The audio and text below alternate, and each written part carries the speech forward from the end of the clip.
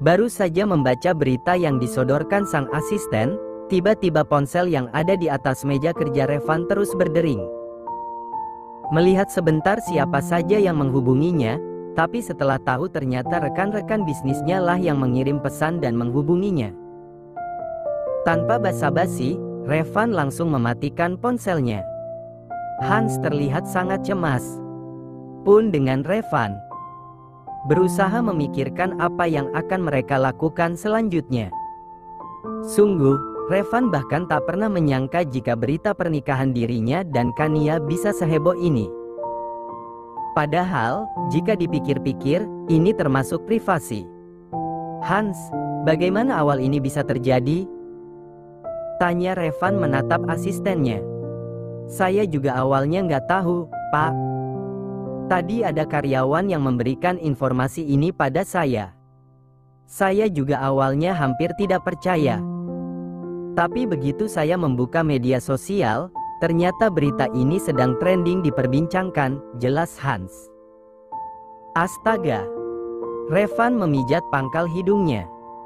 Otaknya mendadak lambat bekerja mendapat berita besar yang datang secara mendadak seperti ini. Ini berita buruk, Hans. Saya juga tahu, Pak. Tunggu, ini sebenarnya ada apa? Maksud berita ini gimana? Ini beritanya seriusan atau justru pencemaran nama baik? Alven yang sedari tadi hanya diam menyimak akhirnya membuka suara. Ia memang baru saja datang, dan justru dihadapkan dengan raut panik sang sepupu. Pria itu merogoh handphone miliknya dari dalam saku jas. Kemudian membuka salah satu berita yang tengah jadi perbincangan saat ini. Namun tetap saja ia tak begitu memahami. Ingin mengambil kesimpulan, tapi tidak mau terlalu cepat berasumsi. Ceritanya panjang, Al, balas Revan. Ya ceritain aja kali. Inti sari dari ceritanya. Aku masih bingung. Pengen ngambil kesimpulan, tapi takut salah nantinya. Revan menarik napasnya panjang, kemudian menghembuskannya secara perlahan. Berpikir, bagaimana cara menjelaskan pada sepupunya itu agar paham. Jika boleh diakui, hubungannya dengan Kania memang agak sedikit rumit dijelaskan. Jadi, gini.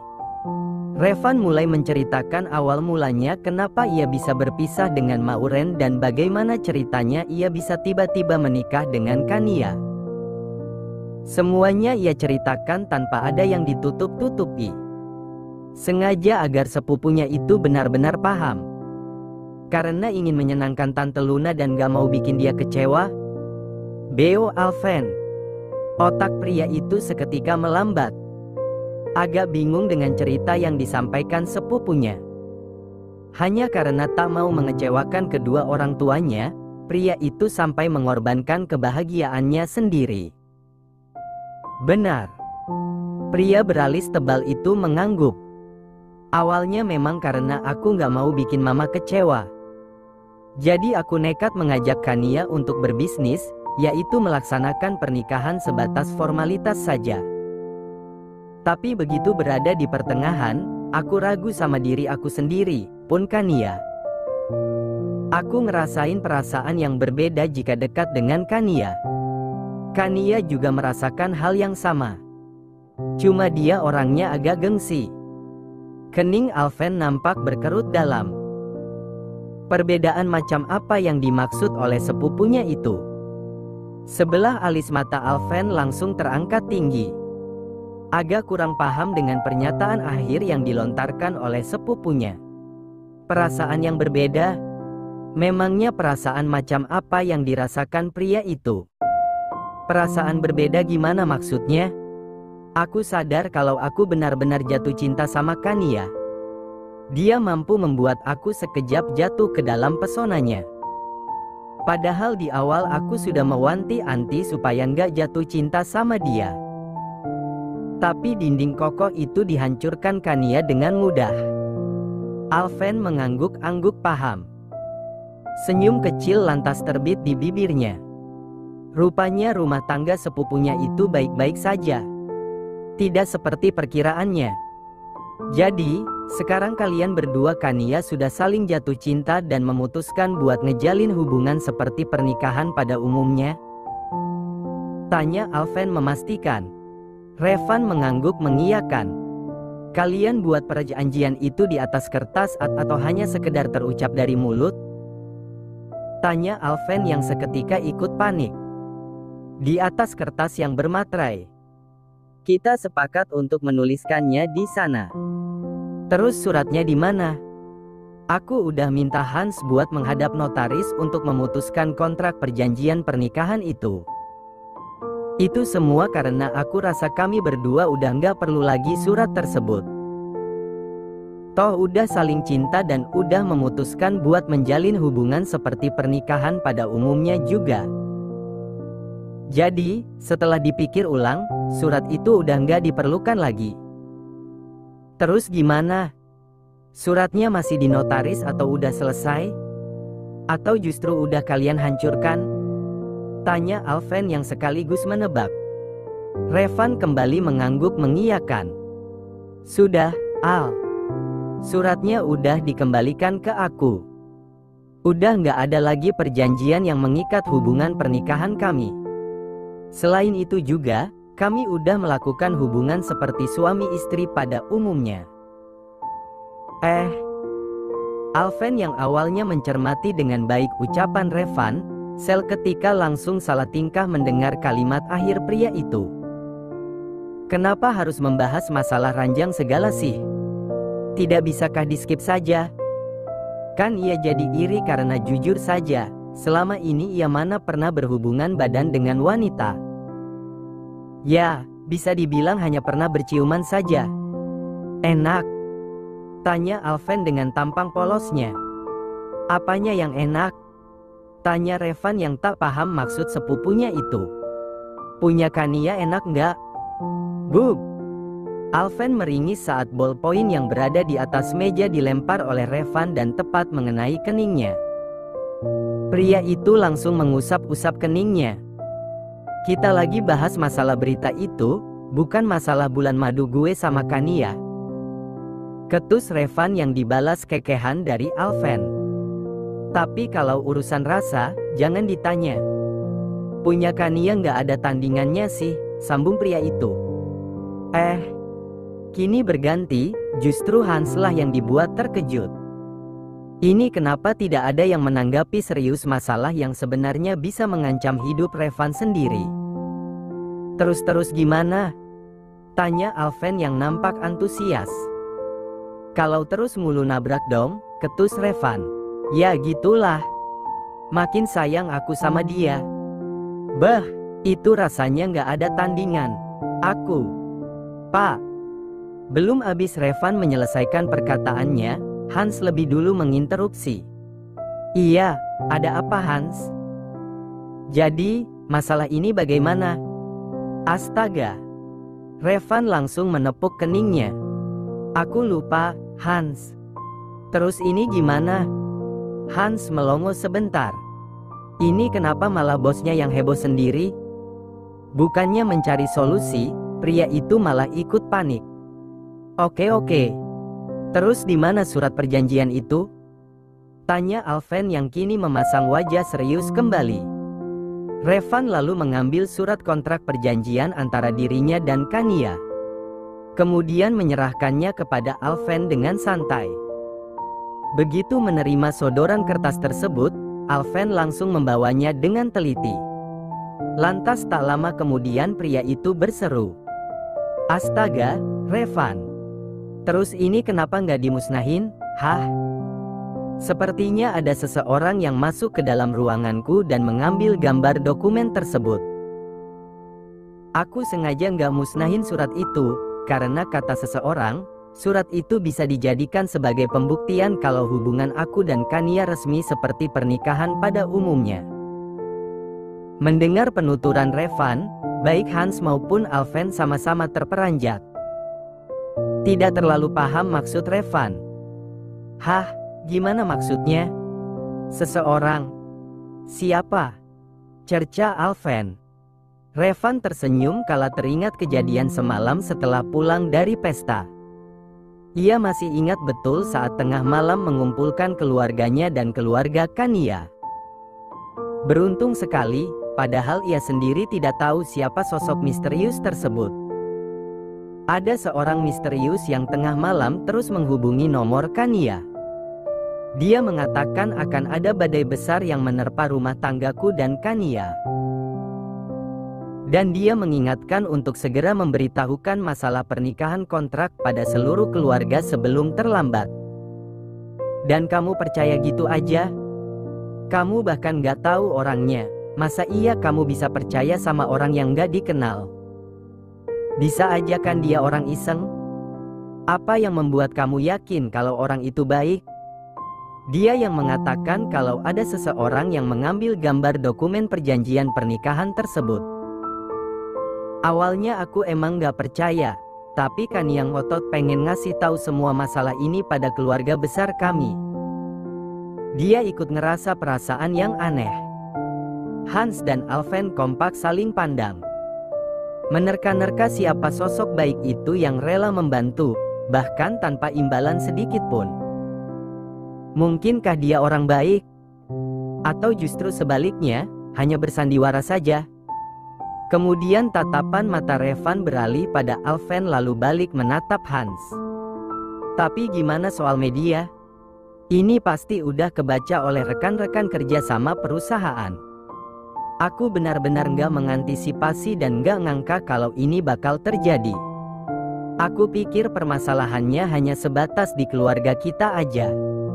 Alven berpikir sejenak, pun dengan Hans.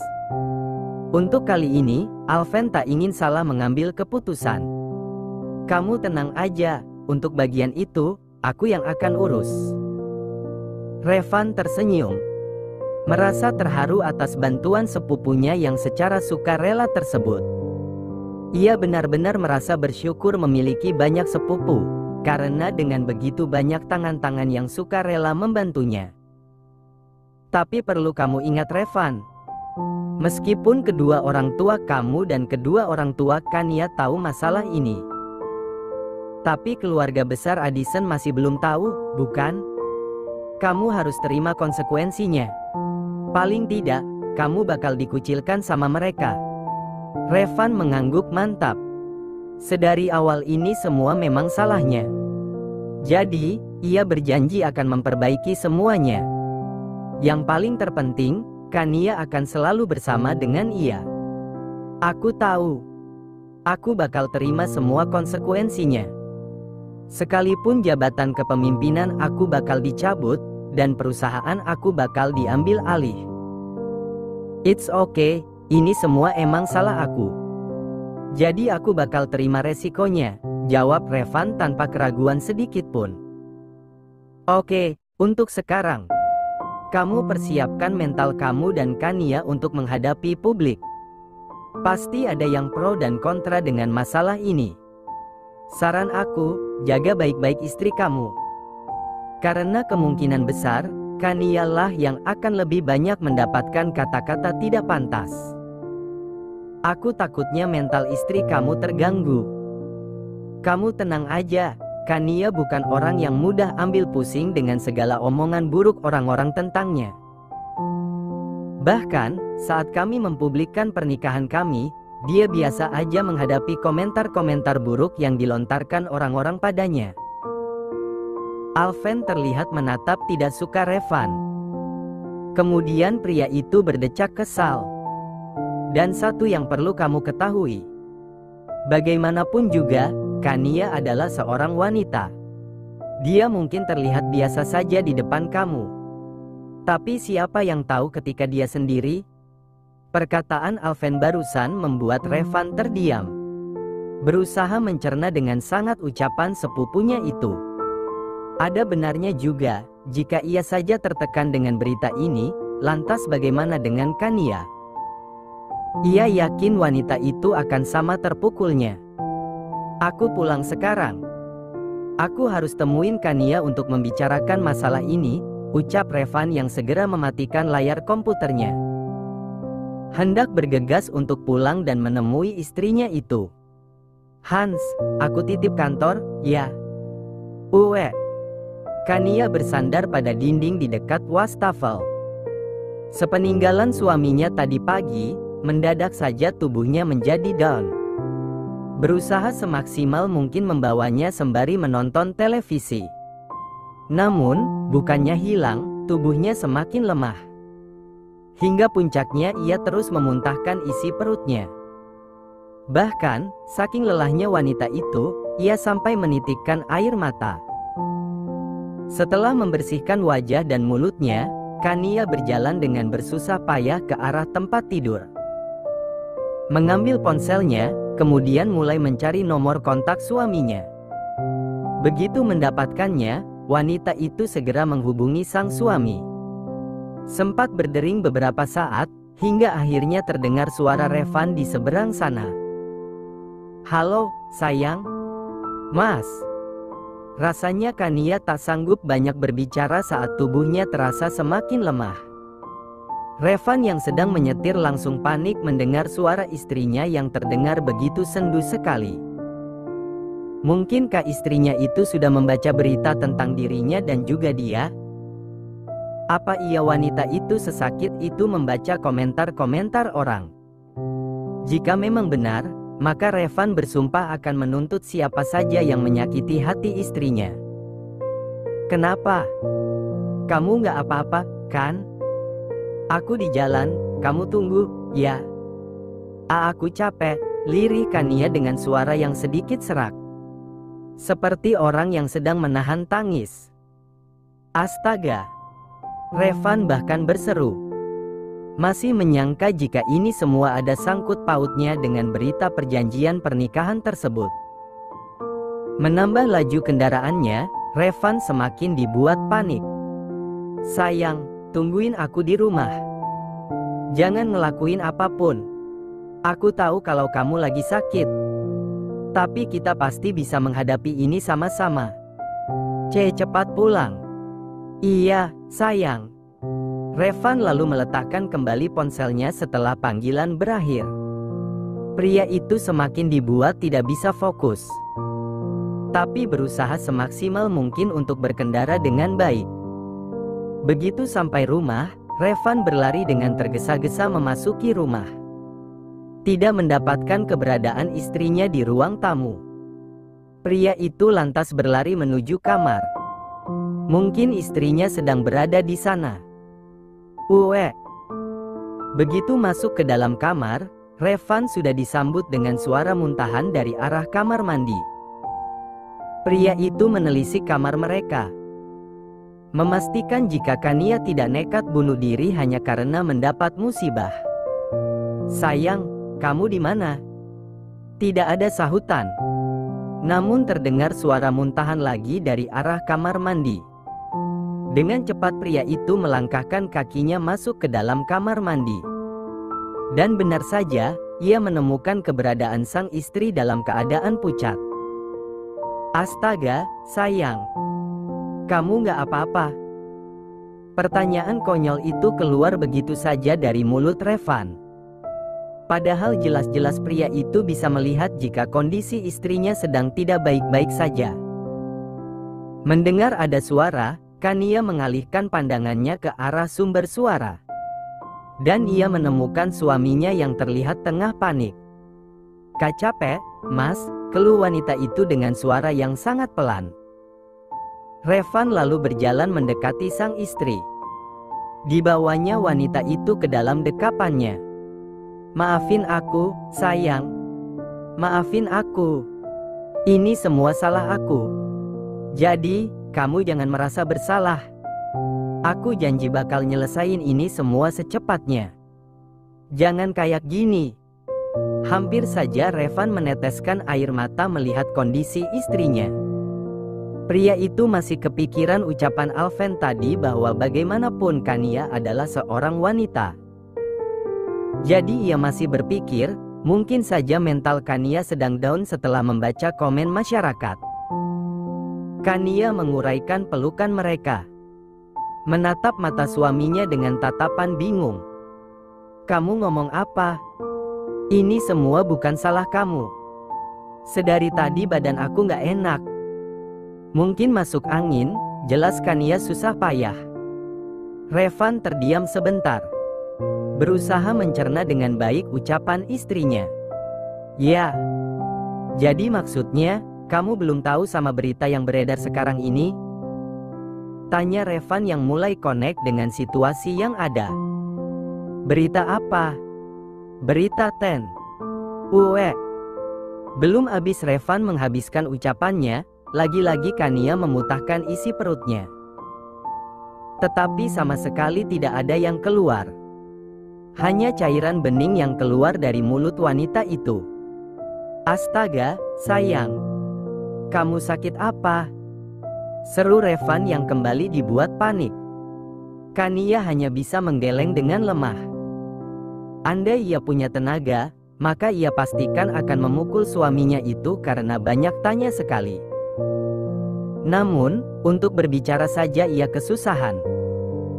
Revan yang khawatir dengan istrinya langsung menggendong wanita itu ala bridal style. Kita ke rumah sakit sekarang.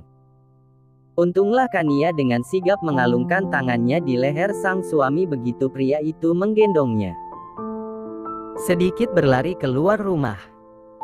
Revan bahkan tidak menyadari jika yang digendongnya adalah manusia.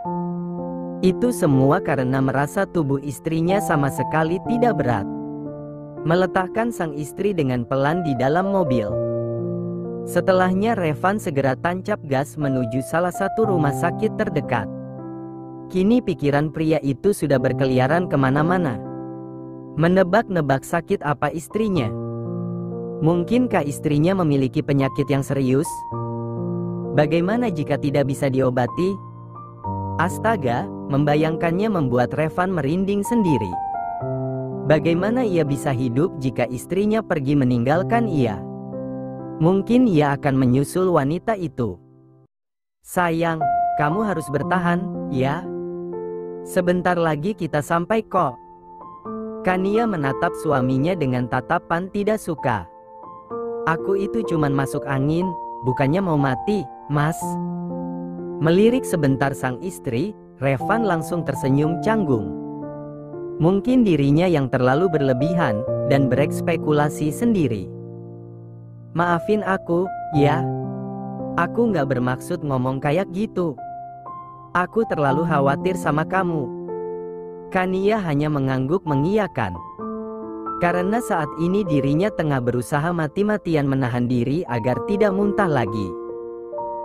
Hingga setelah menempuh perjalanan beberapa menit, akhirnya mobil yang membawa Kania dan Revan sampai di tempat tujuan. Revan tanpa basa-basi langsung keluar dari dalam mobil dan sedikit berlari ke arah sisi mobil yang ada di sampingnya. Membuka pintu, lalu menggendong istrinya. Suster, dokter. Kania hanya bisa meringis mendengar seruan suaminya. Padahal ia hanya masuk angin saja, tapi pria itu malah bersikap berlebihan. Seolah-olah istrinya sedang sekarat saja.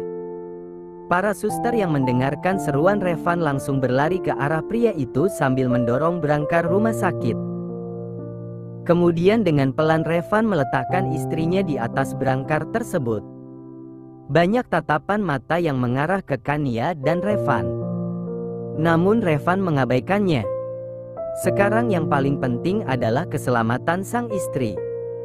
Pikirannya benar-benar sangat kacau sekarang, sehingga tak mampu untuk berpikir jernih.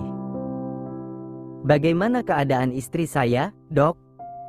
Begitu dokter selesai melakukan check up, langsung saja Revan melontarkan pertanyaan.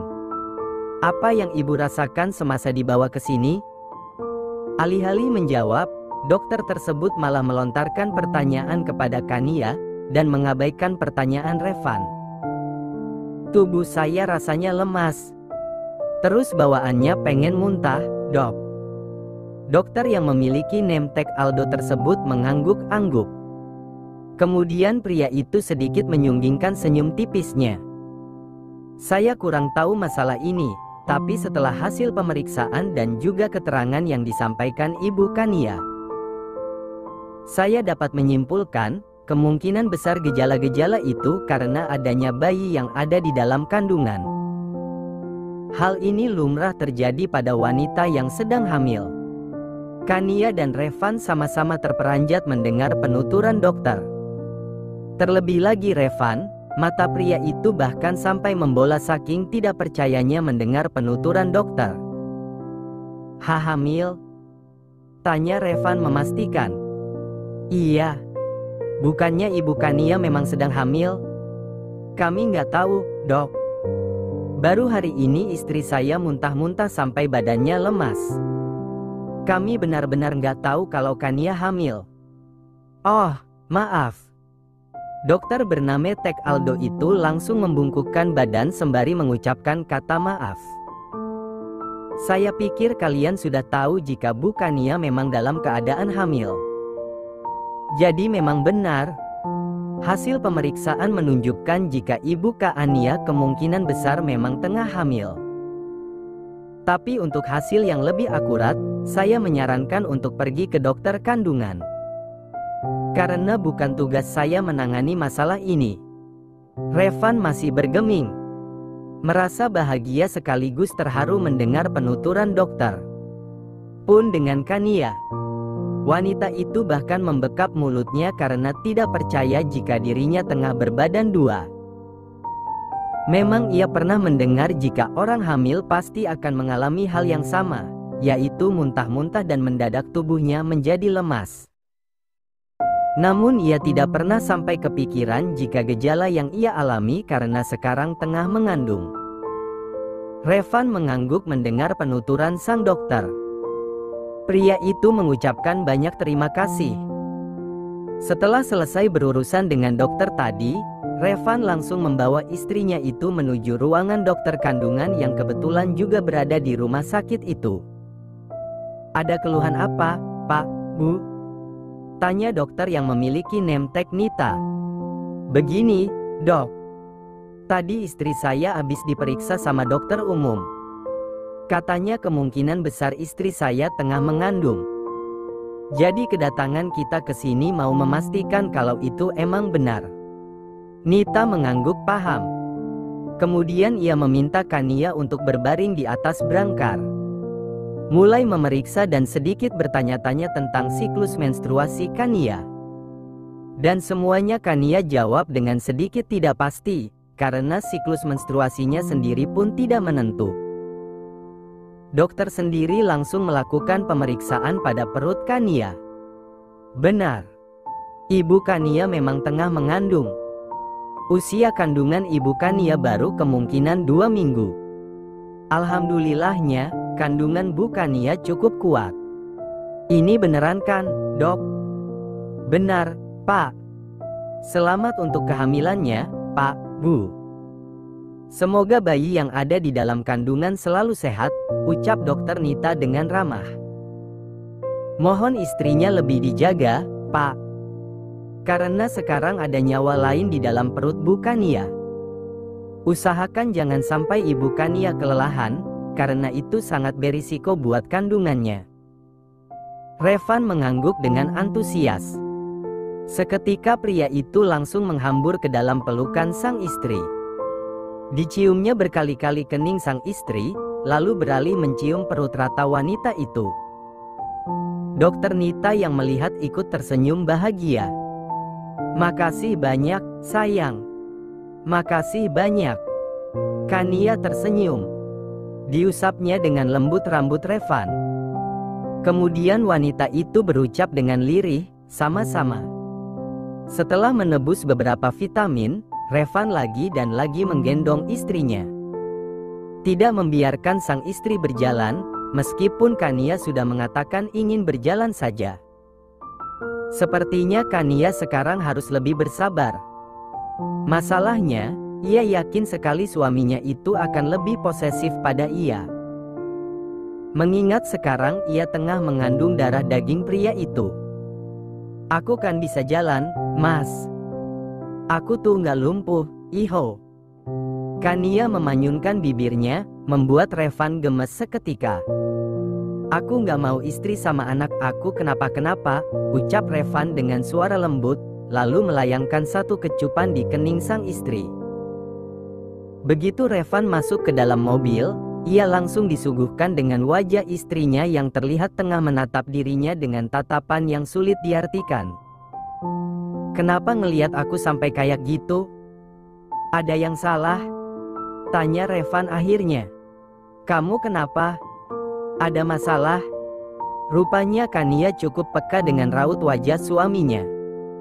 Pria itu terlihat seperti sedang tertekan saja. Revan tersenyum mendapat pertanyaan dari istrinya.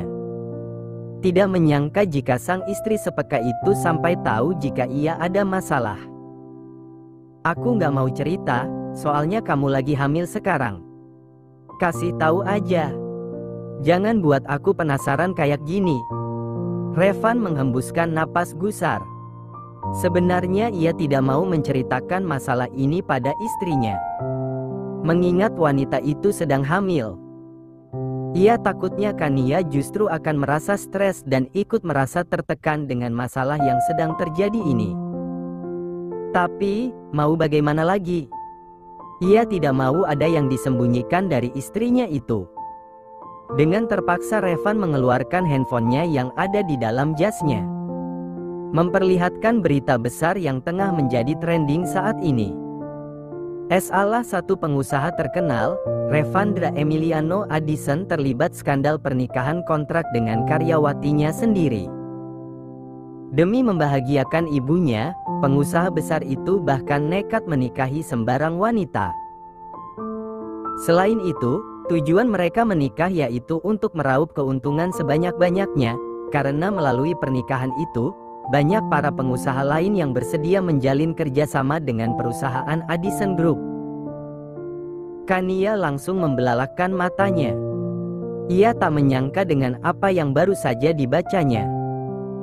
Kalaupun berita ini benar diakses oleh semua kalangan, maka reputasi Revan sebagai seorang pemimpin akan dipertaruhkan. Kania sangat yakin pasti setelah ini akan timbul masalah besar. "Astaga, Mas. Ini gimana? Kita harus gimana?" tanya Kania. Wajah cantik wanita itu yang awalnya tenang seketika panik. Revan memejamkan matanya sejenak. "Kamu jangan panik, apalagi sampai stres. Sekarang ada kehidupan lain di dalam perut kamu. Kalau kamu stres, takutnya nanti dia kenapa-kenapa. Kita pasti bisa mengatasi ini semua. Aku akan mengadakan konferensi pers dan membawa notaris ke hadapan publik. Selain itu kamu tenang aja, dengan adanya berita kehamilan kamu, itu semua akan membantah pandangan buruk masyarakat tentang kita berdua. Atau mungkin justru sebaliknya." Revan sengaja mengucap dengan suara pelan di kalimat akhir. Namun Kania masih bisa mendengar dengan jelas. Justru sebaliknya, Revan memilih untuk tidak menjawab. Pria itu hanya memperlihatkan senyum tipisnya. Tidak mau banyak bicara pada istrinya, karena takut wanita itu nantinya kepikiran terus. "Kita berdoa semoga badai ini cepat berlalu, ya." Menggenggam tangan istrinya, tatapan Revan benar-benar sayu. "Aku akan selalu berdoa yang terbaik untuk kamu." "Oh, iya. Apa ada kabar baru dari orang misterius itu?" tanya Revan. "Nggak ada. Dia cuman bilang kalau dia akan selalu ada di belakang kita berdua. Menjaga kita berdua semaksimal mungkin." Revan menghembuskan napas. Sebenarnya ia bingung. Sebenarnya siapa sosok misterius yang mau membantu mereka, bahkan menjaga ia dan Kania?